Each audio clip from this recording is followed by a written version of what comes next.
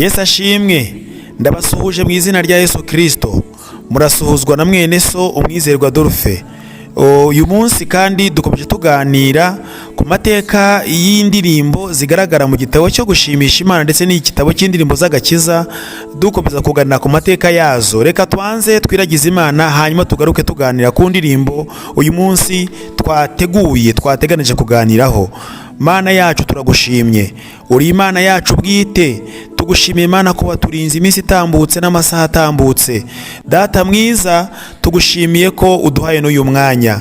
Hari abagize ibibazo bitandukanye, ariko Mana ni wowe kubahumuriza, ubomora ibikomere, kandi Mana buri wese ukwifuza akubone. Maze uyu mwanya tugiye kuganira udushyigikire, kandi Uwiteka uzumva iki kiganiro wese kizamugirira umumaro mu buryo bw'umwuka, kandi ubugingo bwubakike, kugira ngo tuzakubone twibane nawe iteka mu izina rya Yesu Kristo. Amena. Uyu munsi rero turaganira ku ndirimbo ya 49 mu ndirimbo zo gushimisha Imana. Iyi ndirimbo igaragara mu cyiciro cy'indirimbo zo gusenga. Reka tubanze tuyiririmbe hanyuma tugaruke tuganira no ku mateka yayo. Ibihe Nsenga Uwiteka bintarura mu magarara, ngo nigiraho datari muganyira ibyo nkennye byose. Mu bihe by'umubabaro bimpumuriza umutima, sindubukana bw'umwanzi mu bihe byiza byo gusenga. Ibihe Nsenga Uwiteka binyemeza yuko asubiza, ategereje abana be ngo bamusanga bakenure. Ndamwihereje rwose ubu, kuko yampamagaye ubwe, niringiye bwa buntu bwe, nogeze ibihe byo gusenga. Guhora nsenga Uwiteka bijye bimara umubabaro, kugeza aho nzagera iwe mwirebere ngeze mu ijuru. Niyambuye umubiri upfa, nambaye kudapfiteka, ubwo nibwo nzasezera ku bihe byiza byo gusenga. Haleluya. Iyi ndirimbo igaragaza ibihe byo gusenga ni indirimbo yanditswe n'umugabo witwa William Warford. Yavutse mu mwaka w'1772, avukira mu Bwongereza. Yatabarutse mu mwaka w'1850, nanone kandi atabarukira mu Bwongereza, atabaruka afite imyaka 78. Uyu William W. Warford yari umuvugabutumwa w'umurayiki, ntabwo yabaye pasiteri, yakoraga umurimo w'ubuvugabutumwa ari umurayiki ahitwa Ikoleshire mu Bwongereza.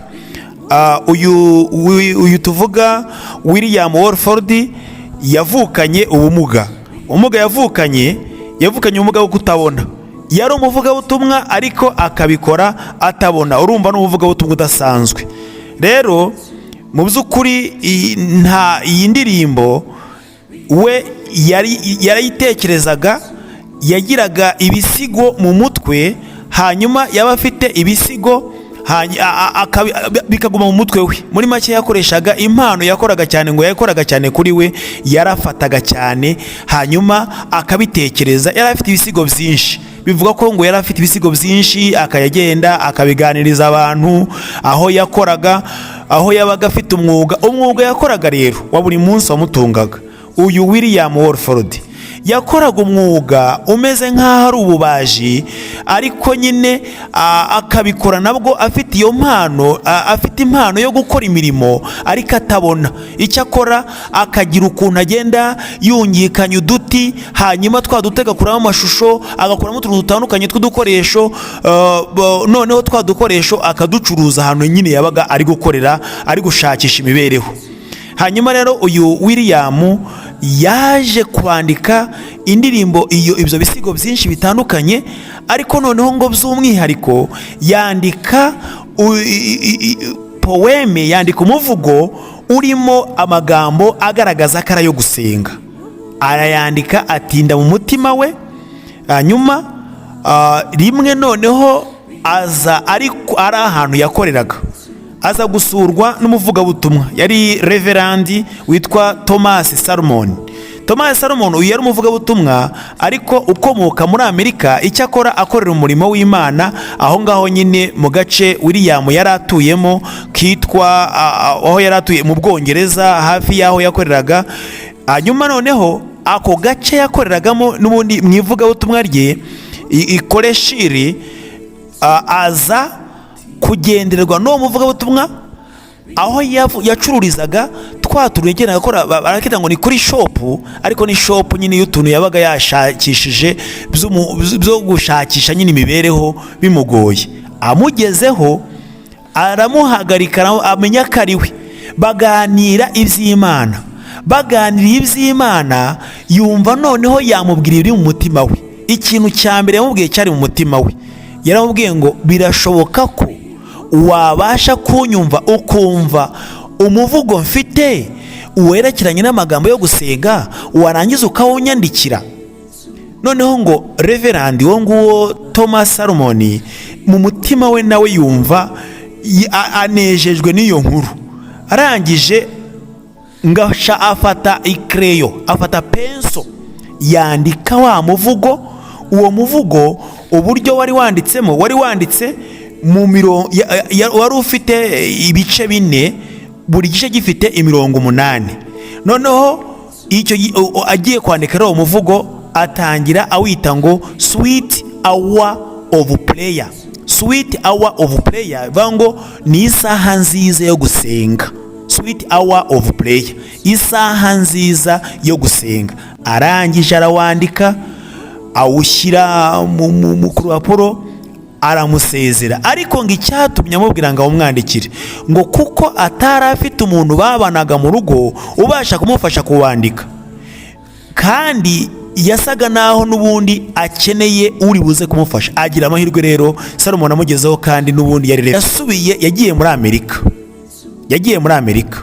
Ageze muri Amerika aza gusaba umwanditsi w'ikinyamakuru cyitwa New York Observer. Iki kinyamakuru cyandikaga inkuru cyane cyane z'iyobokamana. Avuga ati amwereka nyine uwo muvugo, wari ukiri umuvugo pe. Arawandika, amaze kuwumuha nyine, hanyuma awutangaza mu kinyamakuru. Ubundi cyatangiye ari nka ni ikinyamakuru, ariko cyatangiye nyine ari n'agatabo basohoraga, kasohokaga buri cyumweru. Urumva ni ikinyamakuru cyashinzwe mbere cyane mu 1800 n'indi myaka irengaho. None icyo kinyamakuru kiza gusohora iyo nkuru. Kiyisohoye irasomwa n'abantu benshi, barayikunda, bakunda ayo magambo y'uwo muvugo ukuntu utondetse neza. Witwa William Bradbury nawe wo muri Amerika asomye icyo kinyamakuru, afata ya magambo, noneho we aya magambo ayasohora mu gitabo cy'Indirimbo mu 1861, abiha amajwi, abisona mu gitabo cyitwa The Golden Chain, abiha amajwi. Ariko nawe yari yakurikiranye cyane cyane abari babanje kuvuga ayo magambo, harimo mu itorero ry'Ababatiste, harimo abagabo bari banje kuyakoresha mu 1859. Noneho we ayakurikiranye uwitwa Thomas Hastings na Robert Turnbull, bo basengeraga mu itorero ry'Ababatista, barayasoma ayo magambo bakajya bayakoresha cyane bayasubiramo. Noneho William Bradbury nawe w'umunyamerika abonye ya magambo, arangije arayafata, arayandika, ayaha injyana, bihinduka indirimbo ifite ibice bine. Birumvikana ko mu by'ukuri uwahanze amagambo siwe waje gushyiramo amajwi yashyizwemo n'uyu muhanzi mwiza w'umuririmbyi witwa William Bradbury w'umunyamerika. Hanyuma arangije ya magambo aza gukomeza noneho ab'indirimbo. Ibi indirimbo ikunzwe cyane, irakundwa kubera amagambo yari arimo. Twibukiranye ko ahangaha William yari afite ubumuga bwo kutabona, ngarika ibitekerezo bye yari afite, imbaraga ze zose zari zishingiye ku gusoma, imbaraga ze zose zari zishingiye gufata mu mutwe. Gufata mu mutwe rero kwatumaga, kuko nababwiye ko yari umuvugabutumwa, uburyo yakoraga ivugabutumwa yasomerwaga Bibiliya akayifata, yayifata akakora isesengura, ryasesengura mu mutima we hakuza n'amagambo yari buze kubwiriza. Yabwiriza ku buryo ngo yasomaga, yabwiraga umuntu ngo amusomere igitabo, akamubwira igice, akamubwira n'umurongo, ndetse n'uwasomaga nabi yaramukosoraga, kuko mu mutima we yarabaga yarabifashe. Urumva yari afite ngo, bivuga ngo mu magambo y'icyongereza ngo yari afite ngo sharp memory. Sharp memory bivuga ngo yari afite ubwonko bwihuta cyane, bufata vuba, kuko ntago yari yaragize amahirwe yo kujya mu ishuri, ariko ubwonko bwe bwarakoraga cyane. Rero iyo ndirimbo rero irakundwa cyane, iruta izindi zose izo yari afite. Ya mivugo yose yari afite iba ari ijya imbere y'izindi, irakundwa kugeza ku rwego yakomeje kwamamara, iragenda igera no mu Buhinde, imera nk'aho ijya kuvuga y'ubutumwa, kubera ayo magambo arimo avuga ibyerekeranye no gusenga. Rero uyu mugabo nubwo yari afite ubwo bumuga bwo kutabona, ariko urumva ko yari afite impano y'ubuhanzi, agirirwa umugisha wo kuhura n'uyu mugabo w'umuvugabutumwa Reverend Thomas, amwandikira iyi ndirimbo. Iyi ndirimbo ayandika mu bice bine. Igice cya kane, twe hano dufite bitatu.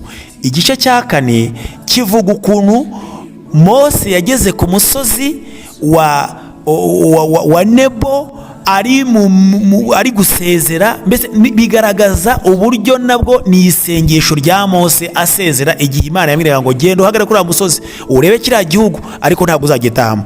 Ibice bitatu rero dufite muri iyi ndirimbo byo bivuga ngo ibihe nsenga Uwiteka bintarura mu mpagarara, ngo nigire aho datari muganyira izo nkiryo zose. Noneho bakavuga ngo ibihe by'umubabaro naho nyuramo zose bituma ngira imbaraga kugira ngo nsinde ubukana bw'umwanzi. Mu by'ukuri amasengesho atwereka yuko afite umumaro wo gutsinda ubukana bw'umwanzi. Haleluya! Dukwiye gusenga, nta bundi buryo twatsinda ubukana bw'umwanzi. Umwanzi tuvuga ahangaha ni Satani. Satani niwe mwanzi turwana nawe, niwe duhanganye nawe. Ibihe byo gusenga ni ibihe bituma dutsinda ubukana bw'umwanzi, kandi tukamutsinda mu bihe byiza byo gusenga. Akomeza avuga amagambo yo gusenga, mbese muri make uyasomye ni amagambo arimo igisigo cyiza, kandi nawe wakunda ukumva urakumbuye. Avuga ngo ibihe nsenga Uwiteka binyemeza yuko asubiza. Hano mu gihe yakoraga imirimo, ngo yakomeza agatekereza ku gusenga Imana, akomeza atekereza cyane cyane kuri adoration, atekereza ku kuramya Imana.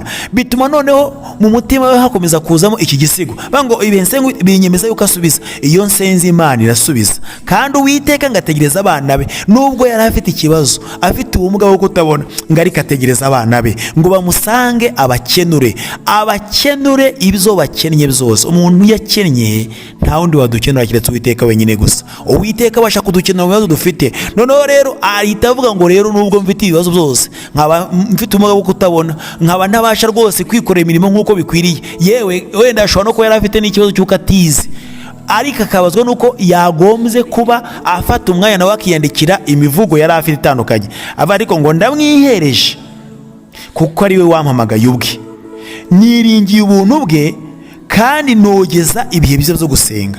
Akomeza avuga ngo guhora nsenga Uwiteka bijye bimara umubabaro.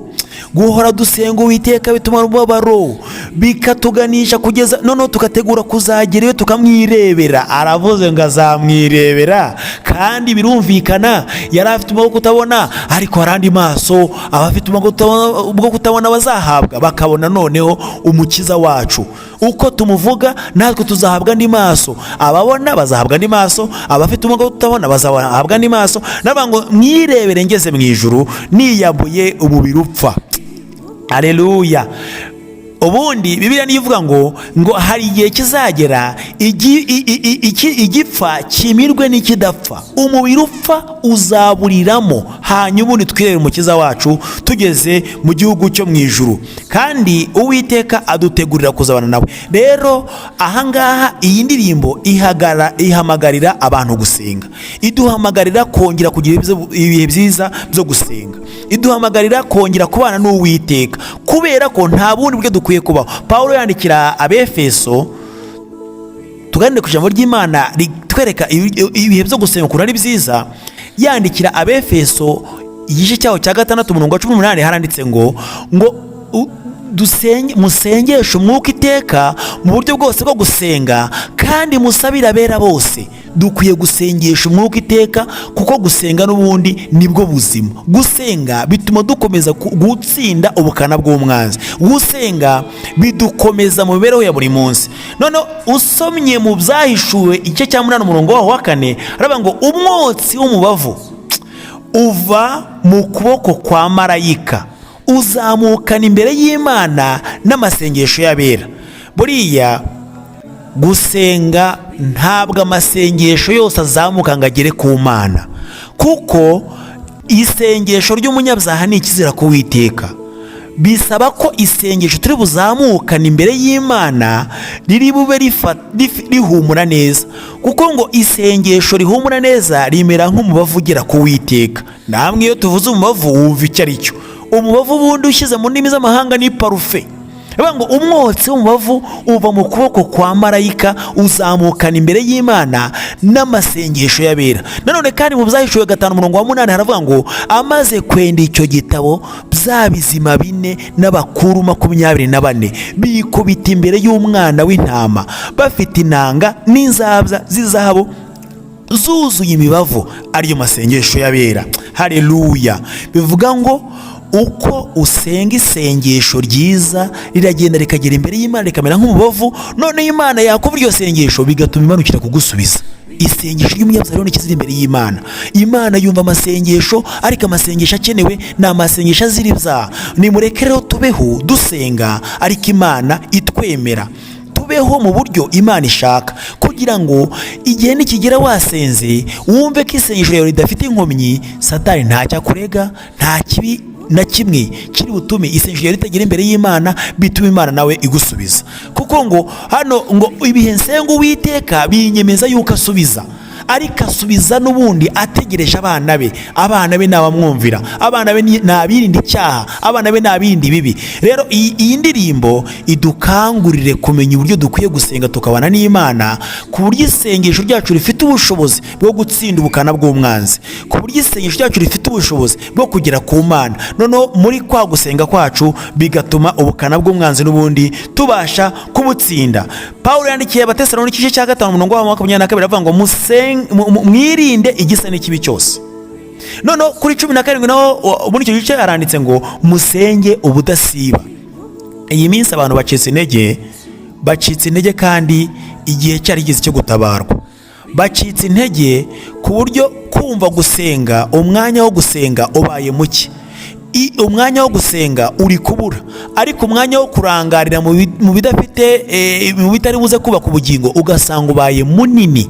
Rero ndabinginze bene data, tumaze kumva ubuhamya bwa mwene data uyu nguyu William Watford, uyu wanditse iyi ndirimbo, Warford wanditse iyi ndirimbo, aduhamagarira uburyo yabanaga n'Imana akora imirimo itandukanye, kandi akagaragaza aya magambo ari muri iyi ndirimbo yuko harimo ibyiringiro yuko purisi dusenga, uko dusenga niko Imana idusubiza. Hanyuma igihe nikigera tuzavuga ngo Uwiteka twabanye nawe tukiri mu isi, ubundi ngo dusezere ibihe byiza byo gusenga twagiriye mu isi. Rero ndabinginze kugira ngo muzirikane ko amasengesho yacu akwiye kumera nk'aho ari umubavu uhumurira Imana, agere ku Mana, nayigeraho Imana ihindukizwe no kureba abantu bari kuzamura amasengesho ahumura neza.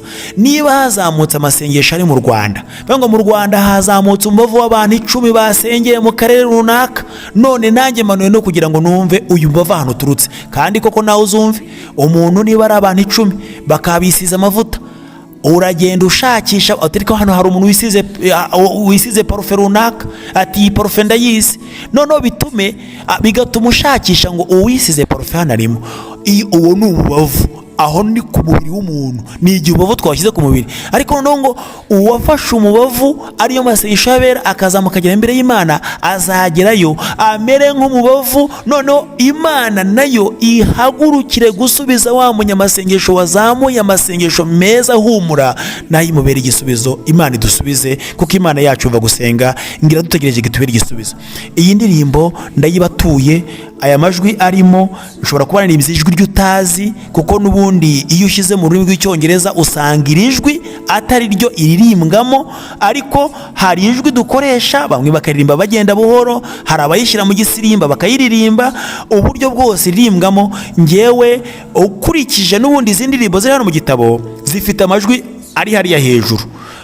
Kubaza amajwi ariya majwi tugenderaho n'ubundi kubize muzike, aya majwi n'ubundi ni do re mi fa so, arimo hano uko akurikiranye ko twayize ku bagiye bagirirwa umugisha wo kwiga. Ariko ushoboye kuyasoma arayasoma. Cyakora mu buryo bwo kwirwanaho, abantu bashaka uburyo bahuza ijwi, akaririmba, umwe agashyira mu gisirimba, undi agashyira mu majwi, undi agashyira mu bundi buryo. Ariko icyo ngambiriye cyane ni ukubabwira mesaje y'uwahimbye iyi ndirimbo. Hanyuma amajwi yo n'ubundi ndabizi ko hari abanogewe cyane kuririmba kundusha, abo barahari. Ndashaka kuvuga iyi mesaje uyu mwene data yaduhaye, kugira ngo n'ukuri twongere tugaruke tuzirikane ibihe byo gusenga. Wowe wari ucitse intege wafataga ibihe byo gusenga, kugira ngo wumve ubanye n'Imana mu bicuku bya nijoro, usenge mu buryo bwose ushobora gusenga, usenge, kubera ko nta bundi buryo twatsinda ubukana bw'umwanzi keretse gusa isengesho. Amasengesho abasha kuritura ibihome, ibyigize kagarara bikavaho, ibyihaye kukubangamira bikavaho. Amasengesho abasha gutambuka ibikuta utabasha kunyuramo. Mu by'ukuri ari ahantu utabasha kugera, ntabwo wabasha kuva hano ngo uhite ugenda ugere ahantu wifuza igikorwa runaka, ariko isengesho ribasha kugenda rigagera aho utagera.